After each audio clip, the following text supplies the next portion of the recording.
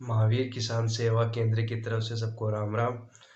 अब doctor M के कौल साहब दे रहे हैं किन्नू संबंधित जानकारी और उनका भी बहुत बहुत धन्यवाद। सभी किसान भाइयों को राम राम। और साथ ही मैं महावीर किसान सेवा केंद्र जिन्होंने ये सौजन्य दिया मुझे कि आप लोगों से रूबरू हो जाऊं, आपसे बात कर सकूं, उनका भी तहे दिल से शुक्रिया कर रहा हूं। कुछ बातें जो है जो इस महीने में या आने वाले एक आध महीने में जो हमें करनी है बागों में, उसके बारे में बता दूंगा आपको। देखिए किसान भाइयों, इस समय ऐसा है कि जब हम फल को तोड़ना की प्रक्रिया शुरू हो रही है और काट छाँट भी होती है। अब ये दो चीज़ें हैं, एक फल को तोड़ना और एक काट छाँट। कोशिश ये करें कि फल को जो है बिल्कुल जो इसकी कैंची काटने वाली है उससे बटन कट जो कहते हैं उस बटन कट के हिसाब से इसको काट दीजिएगा। और रख रखाव इसका बड़े तरीके से रखें, नीचे ज़्यादा फेंकना नहीं है ताकि दाग लग के और ख़राब हो जाए।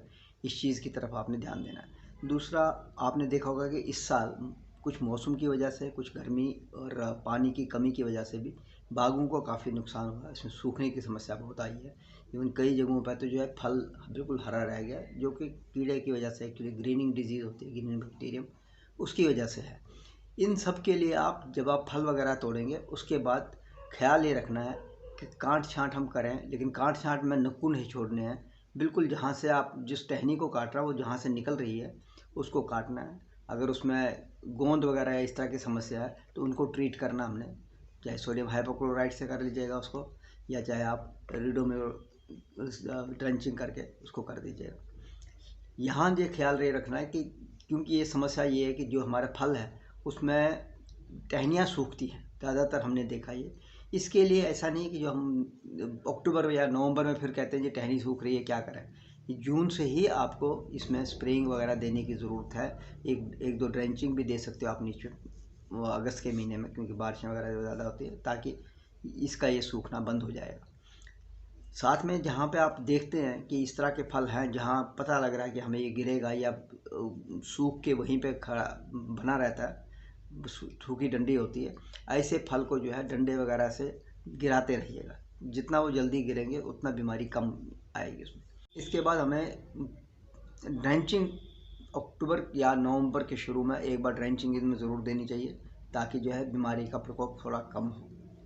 फल तोड़ने के बाद कॉपर ऑक्सीक्लोराइड की स्प्रे करनी ज़रूरी है, लेकिन क्योंकि गांठ छाँट भी साथ में होती है इसलिए फल तोड़ने के बाद पानी नहीं देना। और ख़ास तौर पे इस साल मैं किसान भाइयों को ये कहूँ कि किसान भाई ये फल काटने के बाद पानी बिल्कुल नहीं दें। हमारा पानी जो है फरवरी के 15-20 तारीख तक हो जाना चाहिए, उसके बाद पानी बंद होना चाहिए 2 महीने।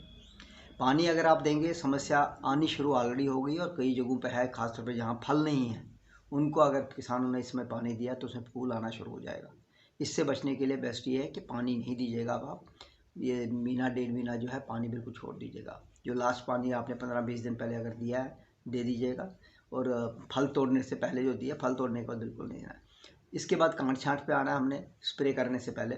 काट छाँट पे कि हमें जो टहनियाँ आपस में उलझी हुई हो, क्रॉस टहनियाँ हों जो आपस में रगड़ खा रही हो, उनको हटाना हमने।